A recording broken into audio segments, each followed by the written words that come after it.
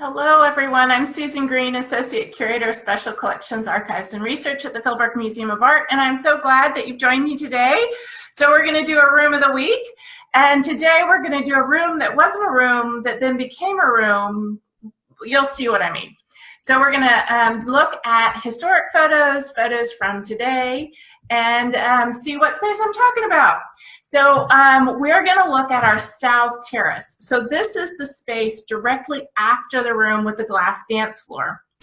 On the main level on the far south end of the villa. So this space right now, it houses part of our Crest collection, which is Italian Renaissance paintings. So we have the fantastic Carpaccio Saints over on the right. Some of my favorites, the Saints, you know, one guy has St. Anthony of Padua has a knife stuck in his head, and St. Stephen has a rock on his head. Looks kind of like a potato, but there's St. Stephen. So these galleries are big and spacious. They have some of the highest ceilings in the museum. You can really spread out in this space. It also has a window out to our south garden, so it's wonderful space. But it didn't always look like this.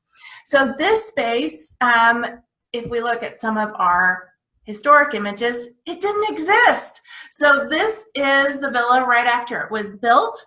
And if you look over on the right edge of your of the photograph, well, the front entrance you can see. The next space is the music room. The next space is the room with the dance floor, the sunroom. Then the building cuts off. In fact, the photograph cuts off because they don't have any need to photograph space outside of that. That's the end of the building. And so here, if we look at the architectural plan, so this is the opposite view of the building. This is from the garden. So from the east side, looking towards the building, you can see that we have on the right the east terrace, so those arches that are part of the east terrace. Then we have the living room. Then we have the French doors that go into the sunroom, the room with the dance floor, and then there's nothing. There's maybe a railing, a balcony. You can see it says wrought iron balcony, see detail. So this is the end of the building, truncated. Right above the sunroom are the Mr. and Mrs. Phillips's shared bathroom and their shared, or Mrs. Phillips's bathroom and the shared sleeping space. But this space, this terrace, it's open. It doesn't have a ceiling. And it's true, it didn't have a ceiling right after it was built. So this is as we're looking at that south end of the building. If we went through those doors, we would go into the room with the dance floor, the sunroom. So this was the end of the building. If you look up, you can see that wrought iron balcony and sort of a door that would go into the shared sleeping space. This was an open terrace. It didn't have a ceiling, it didn't have walls, it was just a big open space with the visual feature being this beautiful fountain by Harriet Frischmuth called Call of the Sea.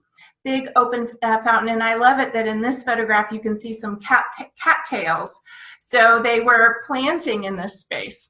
But if you look at this image, you can see great big huge awnings that are shading the doors into the sunroom. Really big awnings.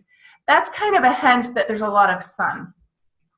So one kind of fun thing about looking through our architectural archive is that you can see these hints as they're building the villa, things that they need, things that they're thinking about. And one thing I really like is this drawing. This is a full-size, essentially tracing of what the shape of this sculpture is for the stonemason who would then be building the base for the sculpture. So it's a full-size cut stone base. And then I love Edward Buehler-Delck's little sketch of the sculpture over to the side with the fish that's spouting water, so we really get a sense of what's going on. Something else that's fun about this space, this view, is if you look above the arches, there are some of my favorite things, architectural details about Villa Philbrook, and those are the mascarons. So these are sculptural, almost keystones that are part of the arches nearly all the way around the building. And there are four different faces, four different examples of the mascaron. So the on either side, right above the awnings, in this image, you see Hercules. So he has this big gruff beard, and he's wearing a lion, kind of a lion headdress, a lion cloak. You can see the Nemean lion, his little nose and his little eyes and his ears. And then a female figure in the center. And that one, I'm not really sure what it symbolizes. She has on her headdress this almost moth shape. And so is it night? Is it Flora? Is it Demeter? Is it, what kind of a goddess is she? But I love her so much. So you will have to come visit Philbrook and see these sculptures, and then see if you can find the other two examples, the other two kind of quasi-Greek or Roman classical gods and goddesses that are part of our exterior ornamentation. Okay, so the end of the building, it's cut off, right? Big awnings blocking the sun. So if you were looking at, this is the space today, if you were in the space, it would not have these walls. It would have a railing that went all the way along, and if you can remember the architectural drawing we saw, it had kind of blocky blocks that then supporting the railing for this balustrade. But this is an open terrace, so these walls weren't there. The ceiling wasn't there. And you can see that supported in some of our landscape drawings. So we also, as part of our archive, have landscape drawings from the architectural team of Hair and Hair out of Kansas City. And so this is this fantastic drawing from 1926. If you zoom in just to the residence, so we can see the part that we're really interested in today. So here's the resident, that detail from the larger drawing. The residence, which is blocked out in this diamond pattern, and you look to the right, you can see right after the diamond pattern ends, there's a little kind of sketch of what would be the fountain. And then this terrace, and there's bushes on either side. And then what happens after that, though? What goes on after that? And we don't have any photographs to show us what it looks like right there in that in-between space. But from the drawing, you can see that they have blocked it out into sections of grass. So almost a kind of a garden with the boxwoods, the hedges, and then they've placed a pool in the center. And then I also like that they've put a garden house on the east and the west end, the top and the bottom. And I would imagine that to be kind of a little shelter, open to the on the sides, but with a little roof, so you could imagine sitting there and reading in the summer. But of course, this is a plan. Not all of this happened. So if we look at a photograph and that detail, we can kind of see what they did actually do to the space. So it was paved, that lower section with, and in our drawing it says pool, that section. They didn't put a pool. They didn't end up putting a pool. They also didn't end up putting the garden houses, but you can see in this photograph that they have a railing, and then they have some topiary, they have some trained evergreens, and they have a little bit of grass partitions in between as part of this terrace with the paving stones around them. So it's this modification, or this space that's in between a garden and an architectural space. It has grass, it has plantings, but it's still very much a built environment. It's something planned and by the architects. So from here, we have, and then after the railing, this really beautifully ornamented railing, you can see it stretches, the grass, the landscape stretches off to the south, and there's something missing. So we'll come back to what's missing. We'll come back to that later. but we have this open space, open to the sky, open to the, on the sides, open to the south. So if you look at the architecture itself, the plan of the building, so this space that is divided off into the with the diamond shape drawn into it, the residence, it actually kind of doesn't look balanced. It has an extension over to the left, and that's actually the staff wing. So the kitchens, the staff bedrooms, the garage, but there's nothing over to the right to balance that space. It actually kind of seems to want to almost, it's heavier on the left side, on that north side. Of course, there are the plans for all of these gardens on the right, but the building itself doesn't feel quite balanced. So I wonder if it's in between, the decisions in between the sun that's beating down, the reasons why they have to have those awnings, and also this possible feeling of imbalance in the residence, and if those elements helps them decide to do this. So in 1933, they went back to the architect, Edward Buehler Delk, and they said, the family said, would you be able to build us an addition to Philbrook? So the addition extends from that south wall with where the Call of the Sea is, out to that balcony that we just saw, or the railing that we just saw. So it's, the floor is there, but they want to have essentially a ceiling over it. And then they've made, Edward Buehler Delk makes these beautiful open arches and open spaces so that you still get the sense of being outside and being in the open air, but you're covered and you can then support the ceiling. So these are 4 different views of this planned addition, and this is something, this document itself is something that's really precious to us. It's one of the original tracings, and so you can see it's torn over to on the left side. It is so delicate, but it is wonderful to have that original document. Okay, so if we look at this view on the architectural plan, and then we look at an image of the building as it was built, you can see that it really was spot on according to how Edward Buehler Delk designed the space, with this extension that was above the space where the sculpture is. And then there is a almost T-section, cross section that comes out both to the east and the west. That makes kind of a little bump out, and then what they call the South Bay, or a final section that kind of caps off this addition. But it's all open to the air, you get the breeze, you're protected from that Oklahoma summer sun, but you still get the breezes up from the gardens. So I think it's just great, fantastic. Well, some of the other architectural plans we have show the difficulties that the complications in tying this addition to the building itself. These are roof lines that they have to line up a butt to the building, so they need to make sure that drainage is correct, that it's secured correctly, and that everything will work structurally.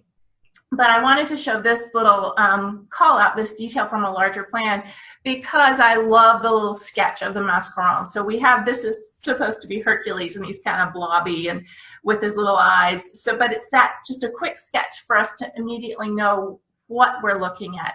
And that intentionally, those sculptural elements are not obscured by the addition. They're incorporated into the space. So something else from these plans that we know is really intriguing. So who knew that neon wasn't just about Route 66, that Delk and the Phillipses may have planned and may have implemented neon lights in the South Terrace. So on our plans, you can see on the drawing on the left, there is, it's called a 10-line gutter, but essentially there's the ceiling that goes up, and there's a little bit of a mold in here, and that creates a recess. And that recess or gutter section was intended to hold a series of lights. And the lights were neon, and the lights were coded according to which space. So the space closest to the building was light blue. This connecting unit, this loggia, was light blue, and then the T section, the cross section, the largest section, was light green, and then the little end, the cap at the end, the South Bay, was intended to be deep blue. And now we don't know, this is a mystery for me, we don't know if they actually implemented this. This was in the plans, but it could have been scrapped. I mean, these are all plans, not as-built. It could have been scrapped, but I just love the idea that they're in this South Terrace, perhaps having cocktails, listening to the phonograph, and surrounded by this wash of neon light. So what did the space actually look like? Well, here it is. So in the ceiling, if we look at the ceiling first, we can see that molding that creates the recess, and then this arched ceiling. So you can imagine how that, in this space, a light green would wash up onto this light colored ceiling and would really give the space kind of something. So, but this space absolutely has something no matter what, because of the just feel of the space. So it's big, the ceilings are high, the space is expansive. It feels even more expansive because it stretches out into the gardens, to the west, to the east, to the south. And you get that sense of being able, the possibilities are endless. You can get into the garden whichever way you want to. And the furniture is completely appropriate for this space also. It is wicker furniture, upholstered wicker furniture with these fabulous large ottomans. And can't you just imagine Clark Gable or Katharine Hepburn, Cary Grant lounging in this space, again, having cocktails, listening to the phonograph, really having fun. So this is very much a period appropriate, fun space. And it's meant to be another living space. It's just like our outdoor living spaces today that we might build on the outside of our houses, in the backyard.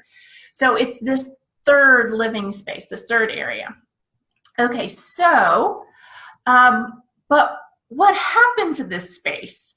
How did it change when we were a museum? So we became a museum. Mr. and Mrs. Phillips, Wade and Genevieve Phillips, gave their home away in 38. We opened as a museum in 39. And within a couple of years, this space was enclosed. The staff, trustees, the Phillipses decided to enclose the space. I mean, it's a huge space, essentially 3 separate large spaces. And it makes sense to enclose it because then you can use it in all seasons, and it's a little bit more secure. And so they enclosed the space, and that's how we have this space today. And you can see the photograph of our crest galleries, that it still has these bones. It still is absolutely respectful and respective of the space that it was, with the steps coming down, with the columns. The ceiling is a little adjusted, and that in part is because so the space was renovated in 1990, and the space needed to have adjustable lighting so that we could light the artwork. And so they built out the ceiling a little bit so that they could embed this tracker can lighting system. We also know that all of our guests will want to go to each of our galleries. And so we installed, even though it was in the early days of the Americans with Disabilities Act, we installed lifts to make sure that all of our guests could go into these galleries, because there are steps down. Okay, so this is what it looks like today, but what did these galleries look like in the earliest years? So here we go. So this is the space as it was first enclosed. These photographs are from the 40s, from 46, probably about 5 years after the space was enclosed. When right after it was enclosed, this space was used for sculpture. It was used for flower displays, flower design, and it was also used for purposes like this, which is the judging for one of our annual exhibitions. This set of photographs just happens to show the judging for the Oklahoma Annual, which was an annual exhibition of artwork from artists across Oklahoma. And some of our collection comes from this annual exhibition. So we would purchase artwork that had been in the exhibition. So the people in these photographs are interesting to me. So we have on the left there, the man holding the works of art is Bernard Fraser, who was one of our first art directors. And there is one of our longtime employees, Nancy Robinson, who had been at the museum since the beginning, since 1938, essentially. But then the guests in these photographs are, there's closer up images on the right, and that's Alexander Hogue and Esslyn Jackson. So Alexander Hogue is an artist that was living in Tulsa, the head of the TU art department, and a international artist in his own right. He's the artist that painted Mother Earth Laid Bare that's in our collection, among other works. And then with him judging this exhibition, so they're the judges, the artwork is submitted and they go through and select which artwork is able to come into the show. So outside experts to judge the show. With him is Esslyn Jackson, and she is, at this time, she's actually the acting director of the museum that would become the Nelson Atkins in Kansas City. So the William Rockhill Gallery of Art and the Mary Atkins Museum of Fine Arts. She was the executive director of that institution during the war years when their director went to serve in the armed forces in Europe. And she was incredibly knowledgeable and very much a valued guest to come down and judge this show with also the eminent Alexander Hogue. So I love kind of this idea of bringing in these experts. Okay, so how else had this space changed? What else was displayed in this space? So at least by the 70s, this space was used for our African collection. Very generous supporters, part of the Tulsa community, had collected an extensive and excellent collection of African sculpture. And we were able to display that in this space. And then by the late 70s, we were able to display another collection that came into the museum, a collection of Asian ceramics and other Asian artworks. So the Gillert collection, which had multiple family members, had donated for this large Asian collection. And so the South Terrace, these spaces, were part of this exploration of these ceramics, or primarily ceramics. But if you look at essentially the exhibition furniture, how these objects were displayed, to me it feels almost claustrophobic to look at the photographs. I know these cases would have absolutely been state of the art and shown off these objects really well, but the casework to do the objects justice had to be so large. And so you weren't able actually to see the other end of the gallery. You weren't able really to feel the spaciousness of the space, other than the fact that these galleries were so large that you could put these extensive casework in the spaces. So, and one reason, of course, you can imagine why this needed to happen is because we weren't able to have directional lights. So if you look at the images on the right, you can see that the casework had essentially track lighting in the great big can lights that then they could direct the light and really make these artworks shine, literally. So the artwork these galleries had multiple types of artwork, and of course now, since 1990, the artwork that's been displayed in this space has been artwork from the Italian Renaissance. And I think the Renaissance works really work well in this space. They reflect just even within the imagery, they reflect the architecture that is part of Philbrook, so the Italianate architecture, and also works like this altarpiece by Biagio d'Antonio are so huge that they need that large space, the large ceilings. So these works really seem to fit well within the architecture of the South Terrace, including the sculpture that's in our little South Bay, in this little cap on the end of the spaces. And so you can have something like this lovely Madonna and Child in front of the window that allows you to look out into the South Gardens and see our summer house at the end. And so this is the thing that wasn't there in our photograph earlier on, when you saw the lawn, the extensive lawn, and there was something missing, and that was our summer house. So when they built this extension, they also built the summer house. And I think I'll do an exploration of the summer house for next time, but we'll see. One last architectural, oh, but I forgot about this. So there's a kind of a quirky thing that happened when they enclosed the South Terrace. And that's when you go on the exterior of this space. If you're in the garden, like we were in the looking towards the summer house, if we were actually in that space, you'll see that this addition has stairs that go up, kind of stairs that are arms embracing this addition. And it absolutely made sense when this was just an open terrace and when it was an enclosed or roofed terrace. But when it was enclosed, for security reasons, we blocked off the walls. And so if you look at our picture of the Biagio d'Antonio altarpiece, the large painting, just to its left, there's a smaller Madonna and Child. Well, behind that false wall is actually a door, and that door would go out. It's completely secure and completely locked, but it would go out into the west staircase. And on the other side of the gallery, very importantly, is our fire exit or emergency exit. So if there were a need, you know, hopefully not, but if there were a need, the fire exit in that space comes down the stairs. The door opens to the east staircase, and it goes down into the garden. So it's really important, obviously, for us to keep that open and accessible.